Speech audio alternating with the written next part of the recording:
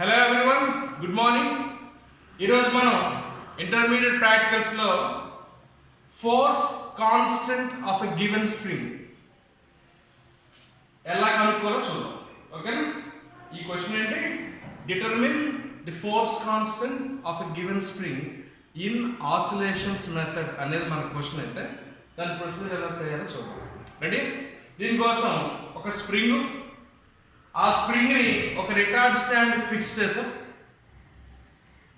ఈ స్ప్రింగ్ని ఆసిలేట్ చేయించేటప్పుడు కావాల్సిన లోడ్స్ ఇంకా టైం క్యాల్కులేట్ చేయడానికి ఒక స్టాప్ వాచ్. ఇంక మొదలు పెట్టేద్దాం ఎక్స్పెరిమెంట్ని. రెడీయా? టేబుల్ కాలం చూద్దాం. రండి. ఏంటేంటి రాస్తున్నాం? Force constant of a spring. తెలుగులో దీన్ని స్ప్రింగ్ యొక్క బల స్థిరాంకము అంటారు. స్ప్రింగ్ యొక్క బల స్థిరాంకము. దీనికి ఏంటంటే కావాలమ్మా? మాస్ ఇందాక చూపించాను కదా, అవి దాన్నే లోడ్ అని కూడా అంటారు, కంగారు పడద్దు. In gram, mass or load in gram.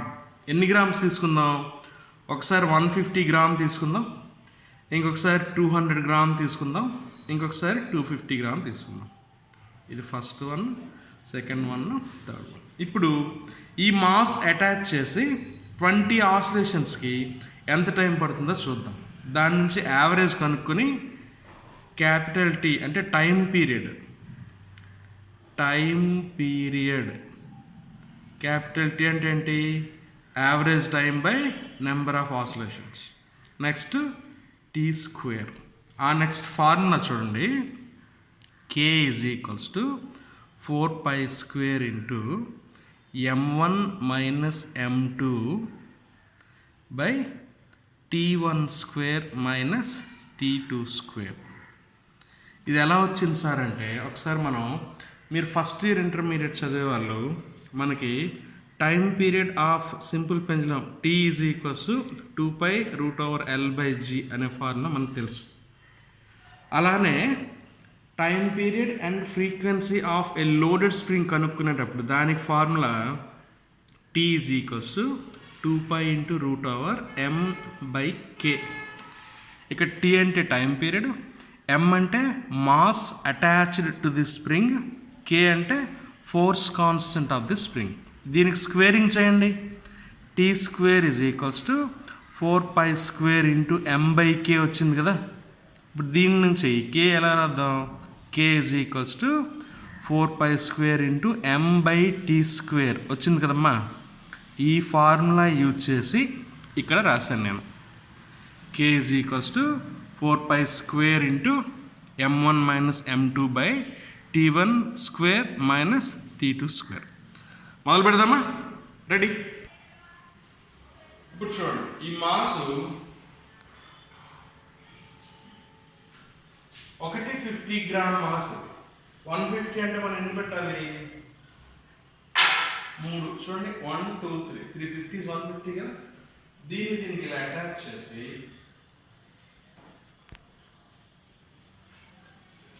దీన్ని ఇలా స్లోగా కొంచెం కిందకి లాగి వదలాలి. ఆసిలేషన్స్ చేస్తున్నా. ఈ ఆసిలేషన్సే మనం 20 ఆసిలేషన్స్కి టైం కనుక్కోవాలి. రెడీ? కింద నుంచి పైకి వెళ్ళి మళ్ళీ కిందకి వస్తే ఒక ఆసిలేషన్. చూడండి, ఆసిలేషన్ వైపు వస్తుంది. కింద నుంచి పైకి వెళ్ళి మళ్ళీ కిందకి రావాలి. రెడీ?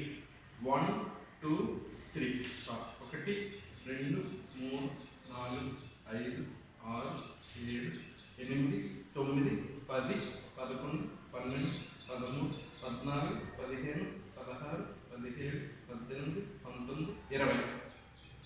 20కి 15 సెకండ్స్ వచ్చింది. అదే రాదు. 20కి ఎంత వచ్చింది? రెండు చూద్దాం. ఎంత వచ్చిందమ్మా? 15 సెకండ్ వచ్చింది.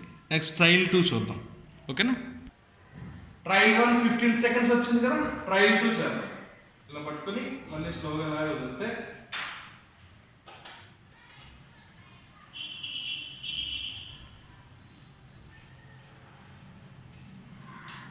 1 2 3 4 5 6 7 8 9 10 11 12 13 14 15 17, 16, 17, 18, 19, 20.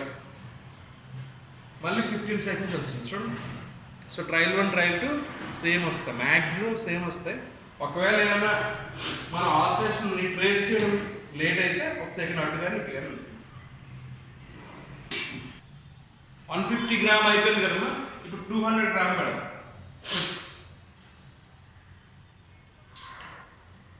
200 గ్రామ్ పెట్టి దీని టైం ఆసిలేషన్ చూడండి. మళ్ళీ మనం 20 ఆసిలేషన్స్ టైం చేయాలి. రెడీ. 1, 2, 3, 4, 5, 6, 7, 8, 9, 10, 11, 12, 13, 14, 15, 16, 17, 18, 19, 20. ఓకే.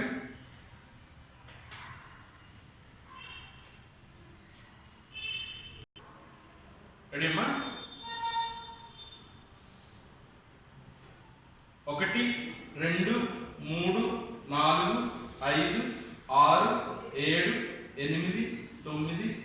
4, 5, 6, 7, 8, 9, 10, 11, 12, 13, 14, 15, 16, 17, 18, 19, 20. ఎంత వచ్చింది? 8. రెడీ. 1, 2, 3, 4, 5, 6, 7, 8, 9, 10, 11, 10, 12, 13, 14, 15, 16, 17, 18, 19, 20. మళ్ళీ 18 వచ్చింది. ఓకే. 18. ఇప్పుడు ఏం చేద్దాం? 250 కూడా వేసేద్దాం. రెడీ? వేసేస్తే చూడమ్మా, లోడ్ ఎక్కువ అవుతుంటే స్ప్రింగ్ ఎక్స్టెండ్ అవుతుంది చూసారా, ఆసిలేషన్ స్టడీగా వస్తుంది, బాగుంటుంది. ఇప్పుడు ఇంకా నీట్గా ఉంటుంది చూడండి, నైస్గా ఉంటుంది. స్టార్ట్ చేస్తున్నాను. రెడీ. 1, 2, 3, 4, 5, 6, 7, 8, 9, 10, 11, 12, 13, 14, 15, 16, 17, 18, 19, 20. 20 సెకండ్స్కి 20 సెకండ్స్, 20 వచ్చు సెకండ్స్. Trial 2 sir.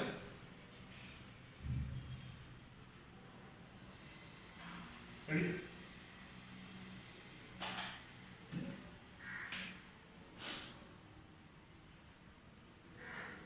1, 2, 3, 4, 5, 6, 7, 8, 9, 10, 11, 12, 13, 14, 15, 16, 17, 18, 19, 20. ఇప్పుడు కూడాను 20 సెకండ్స్ వచ్చి. ఓకేమా. సో మనం 150 గ్రామ్స్ పెట్టాము time for 20 oscillations, trial 1 trial 2. అలాగే 200 గ్రామ్స్కి ట్రయల్ 1 ట్రయల్ 2, 250 గ్రామ్స్ కూడాను ట్రయల్ 1 ట్రయల్ 2 రాసాం. ఇప్పుడు క్యాల్కులేషన్ ఎలా చేయాలో చూద్దాం. రెడీయా మరి? సో ఇది మనం ఇప్పుడు చేసిన ఎక్స్పెరిమెంట్ వాల్యూస్ అమ్మా. దీని తాలూకు క్యాల్కులేషను 3 కాకుండా ఒక వాల్యూ చేసి ఇప్పుడు చూపిస్తాను. యావరేజ్ టైం ఎంత? 15 + 15/2 అంటే 15 సెకండ్స్. దీనికి టీ అంటే time period 15 seconds by number of oscillations 20. దీని ఆన్సరు ఎంత వస్తుంది? 0.75. ఇదెంతమ్మా? 18. టైం పీరియడ్ అంటే 18 seconds by number of oscillations 20 అంటే దీని ఆన్సర్ 0.8. సారీ 8 కాదు, 0.9. ఇది 0.9. ఇదంతమ్మా 20 యావరేజ్. 20 + 20/2 20 కదా. 20/20 అంటే 1.0 టైం పీరియడ్. దీనికి ఇప్పుడు T² కనుక్కోవాలి. ఈ మూడింట్లో అన్నీ చేయలేను కాబట్టి ఒక్క వాల్యూ చేస్తాను. రెడీయా మరి? రెడీ. ఇప్పుడు చూడండి, ఈ ఫార్ములా 4π² ఈజ్ ఈక్వల్స్ టు 3 వెయిట్లు పెట్టాం కదా, 3 రకాల ఫార్ములాలు వస్తాయి. ఫస్ట్ ఇది K1 is equals to 4π² into m1 minus m2 by t1² minus t2². K1 ఎక్కడి నుంచి వచ్చింది అనొద్దు, తర్వాత చెప్తాను. అలానే K2 is equals to 4π² into m2 minus m3. ఇది 150 అనేది m1 అయితే దీనికి సంబంధించిన టైం పీరియడ్ t1, అప్పుడు ఇది t1² అవుతుంది. m2 అనేది 200 అనుకుంటే దానికి సంబంధించిన టైం పీరియడ్ t2, దానిది t2² అవుతుంది. 250 గ్రామ్ ఉంది కదమ్మా, అది m3 అనుకుందాం, దానికి సంబంధించిన టైం పీరియడ్ t3 అవుతుంది. Then this will be t3². ఓకేనా? చూడండి, ఇప్పుడు K2 అంటే 4π² into m2 minus m3 by t2² minus t3². అలాగే K3 is equal to 4π² into m3 minus m1 by t3² minus t1². So m1 అంటే 150 gram, m2 అంటే 200 gram. t1 అంటే 150 gram పెట్టినప్పుడు వచ్చిన టైం పీరియడ్, t2 అంటే 200 gram పెట్టినప్పుడు 20 oscillations time కనుక్కున్నాం కదమ్మా, దాని తాలూకా టైం పీరియడ్. ఈ ఒక్క వాల్యూ నేను చేస్తాను. K2 K3 ఆల్రెడీ చేసిన ఎక్స్పెరిమెంట్ వాల్యూస్ మీకు చూపిస్తాను. రెడీయా? ఇప్పుడు చూడండి, 4π² అంటే 4 ఇంటూ ముందు t² కనుక్కుందాం. ఈ t² అంతా 0.75 అంటే log 0.75 ప్లస్ log 0.75 అంటే దీని క్యారెక్టరిస్టిక్ ఎంత 1 బార్ పాయింట్ 0.75కి క్యారెక్టరిస్టిక్ 1 బార్ పాయింట్ పెట్టి 75ని 0లో చూస్తే 8751. మళ్ళీ అదే వాల్యూ కాబట్టి 1 బార్ పాయింట్ 8751 యాడ్ చేస్తున్నాం కదా. 2 10 అంటే 0 1 14 + 1 15 1 16 + 1 17 పాయింట్ పెట్టి 1 పెడితే -1 + 1 కలిపితే 0 అయిపోతుంది. ఇక్కడ 1 బార్ వస్తుంది. ఈ లాగర్థం అర్థం అవ్వాలంటే మన లాగర్థం వీడియో చూడండి. ఓకే, దీనికి యాంటీ లాగ్ చూద్దాం. యాంటీ లాగ్ 1 బార్ పాయింట్ 7502 0.75ని 0లో చూడండి.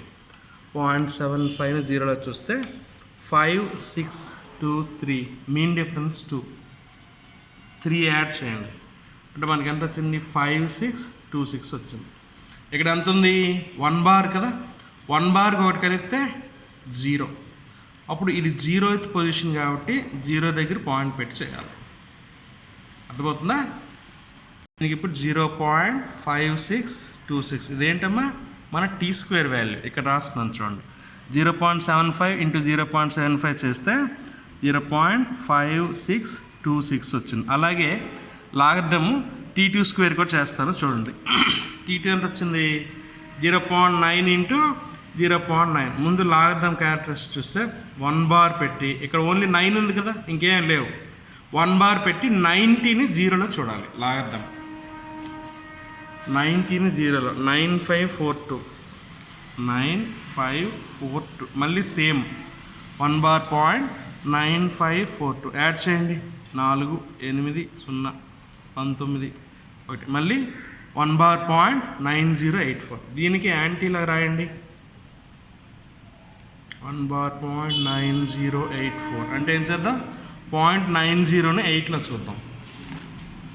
0.90ని 8లో 8091 మీన్ డిఫరెన్స్ 7 వచ్చింది అంటే 8098. ఇప్పుడు ఏం చేద్దాం, ఇక్కడ 1 బార్ కొనగలిగితే 0 కదా, ఇమ్మీడియట్గా పాయింట్ పెట్టి 8098 అని రాద్దాం.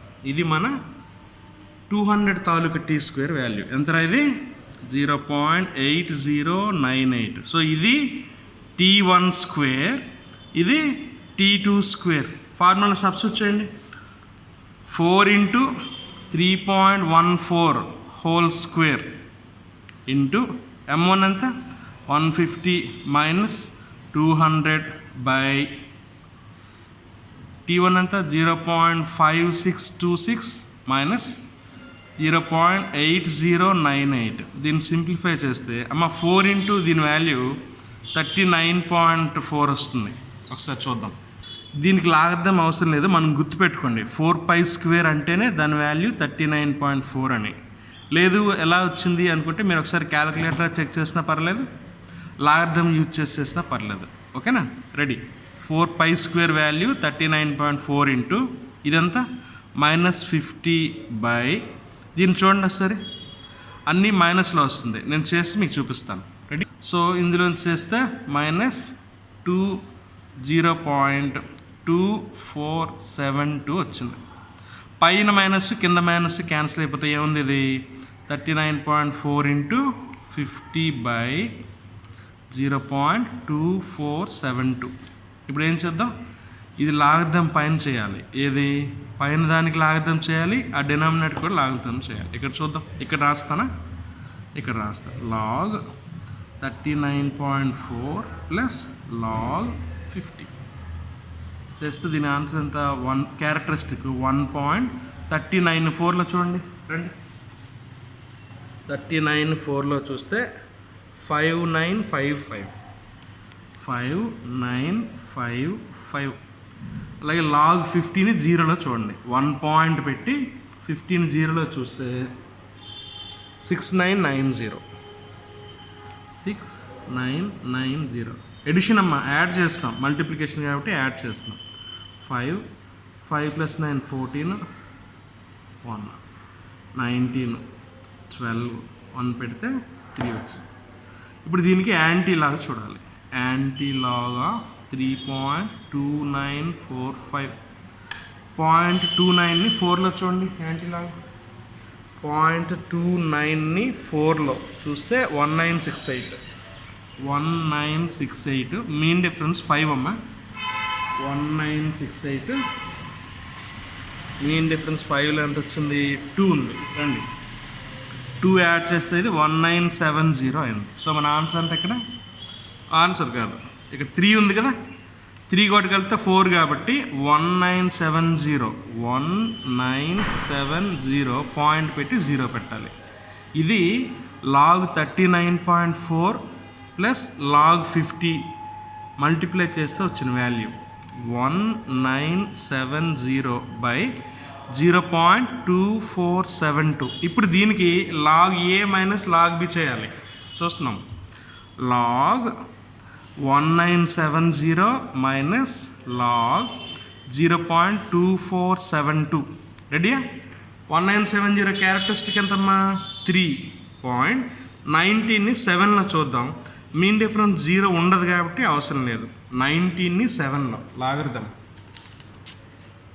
19ని 7లో చూస్తే 2945. మీన్ డిఫరెన్స్ 0 ఉండదు. దీనికి క్యారెక్టరిస్టిక్ 1 బార్ పాయింట్. 24ని 7లోని, మీన్ డిఫరెన్స్ 2లోని. 24ని 7లోని, మీన్ డిఫరెన్స్ 2లోని. ఇదంతా వచ్చింది 3927. ఇక్కడ రాస్తాం 3927. మీన్ డిఫరెన్స్ 2లో చూస్తే 4 వచ్చింది. 4 కలిపితే ఎంత వస్తుంది, ఇది 1393. దీని అంతా అమ్మ 1 bar point 3931. log a minus b కదా, చూడండి 5లోంచి తీస్తే ఇది రాసి చూపిద్దాం. 5లోంచి 1 తీస్తే 4, 4లోంచి 3 తీస్తే 1, 9లోంచి 9 తీస్తే 0, 12లోంచి 3 తీస్తే 9 అమ్మ. ఇక్కడ 2 ఉంటుంది, 2 మైనస్ -1, 2 మైనస్ -1 అంటే 3 వస్తుందిరా, అంతేనా? ఇప్పుడు దీనికి మనం యాంటీలాగ్ కనుక్కోవాలి.